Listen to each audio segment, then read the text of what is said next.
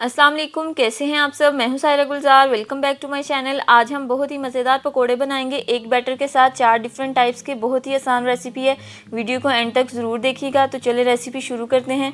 सबसे पहले हम वेजिटेबल्स की कटिंग कर लेंगे। यहाँ पे मैंने 2 शिमला मिर्च लिए हैं जिनको मैंने पहले से धो लिया है। अब हम इसको इस तरह से काट के दरमियान से इसके बीज निकाल देंगे और लंबाई में इसकी हमने कटिंग कर लेनी है। साइज़ आप अपनी मर्ज़ी के मुताबिक रख सकते हैं, आप चाहें तो इसे स्क्वेयर्स में भी काट सकते हैं। मैं ज़रा इसको लंबा लंबा काटूंगी, थोड़े से मोटे हमने इसके स्लाइसेस कट करने हैं, ज़्यादा बारीक नहीं करने। 2 बड़े साइज़ के मैंने आलू ले लिए हैं, इनको छील के अब हम इनकी कटिंग कर लेंगे। दरमियाने साइज़ के आपने इसके स्लाइसेस कर लेने हैं, बहुत ज़्यादा मोटे और ना ही बहुत ज़्यादा पतले करने हैं। आपको मैं इसका साइज़ चेक करवाती हूँ। आप देख सकते हैं बहुत ज़्यादा मैंने इसको मोटा नहीं काटा, वरना कुक करने में ये प्रॉब्लम करेगा। गोभी को मैंने ऑलरेडी कट करके विनेगर और सॉल्ट वाले पानी में डिप करके रख दिया था, ताकि इसमें जो कीड़ा वगैरह हो वो निकल जाए। गोभी वगैरह को जब भी आप कट करें पानी में भिगो दिया करें, ताकि इसमें जो भी बैक्टीरिया वगैरह है वो निकल जाएं। अब हम इसका बैटर बनाएंगे। एक बाउल ले लेंगे, इसमें मैं 1 कप बेसन ऐड कर रही हूँ, 1 चम्मच भर के धनिया पाउडर ऐड कर देंगे और 1 चम्मच कसूरी मेथी, इससे बड़ी अच्छी खुशबू आएगी।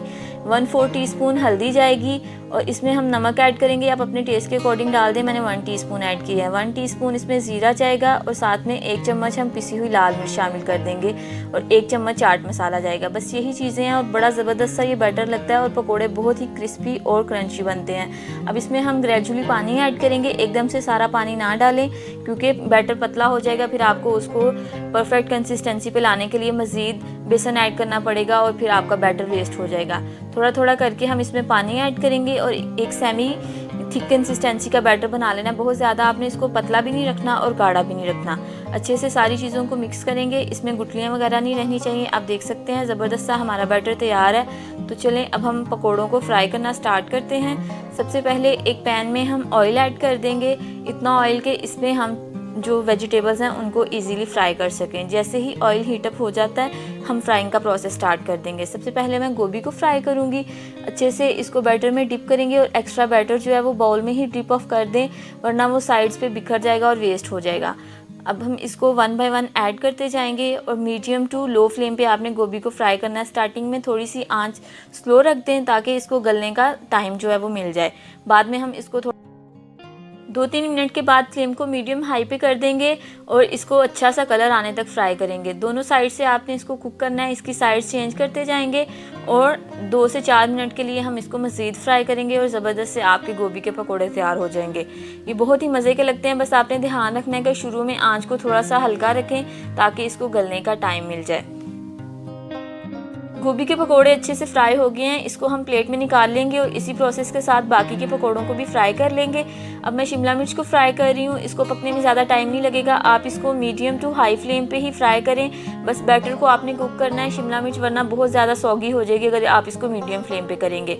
1 से 2 मिनट के लिए जस्ट आपने इसको फ्राई करना है। इन पकौड़ों से आपको ये फ़ायदा होगा कि सबकी पसंद के पकौड़े आप बना देंगे। कुछ लोग होते हैं गोभी के पकौड़े नहीं खाते या कुछ को शिमला मिर्च पसंद नहीं है, तो इसमें आपके पास वैरायटी है, सबकी मर्ज़ी के पकोड़े भी बन जाएंगे और बहुत इजी रेसिपी है, कम टाइम में आप ज़बरदस्त से पकोड़े बना लेंगे।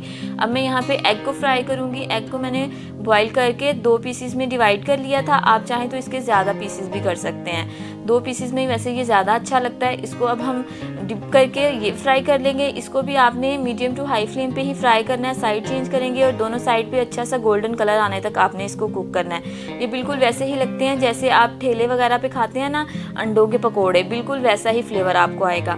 बिल्कुल अच्छे से ये फ्राई हो गए हैं। अब हम इनको निकाल लेते हैं प्लेट में और लास्ट पे सबसे मज़ेदार पकोड़े, आलू के पकोड़ों के बगैर तो पकोड़ों का प्लेटर बिल्कुल ही खाली खाली लगता है। तो आलू के पकोड़े अब हम फ्राई करते हैं। 1 बाय 1 डिप करेंगे स्लाइसिस को और इनको फ्राई करना स्टार्ट कर देंगे।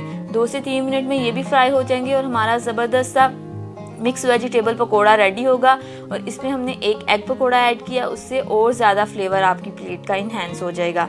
तो चलें अब हम अपनी इन सारी वेजिटेबल्स वाले पकोड़ों को सर्व करते हैं किसी भी केचप या चटनी के साथ, जो आपको पसंद है उसके साथ इसको सर्व करें। गर्मा गर्म मज़ेदार गर्मा गर्म पकोड़े बनाएं और अपनी फैमिली के साथ एंजॉय करें और मुझे फीडबैक दीजिएगा आपको ये रेसिपी कैसी लगी। वीडियो अच्छी लगी हो इसको लाइक करें, शेयर करें और मेरे चैनल को सब्सक्राइब ज़रूर कीजिएगा। बहुत जल्द मिलेंगे एक नई रेसिपी के साथ, तब तक अपना बहुत ख्याल रखें और मुझे दुआ में याद रखिएगा। अल्लाह हाफिज़।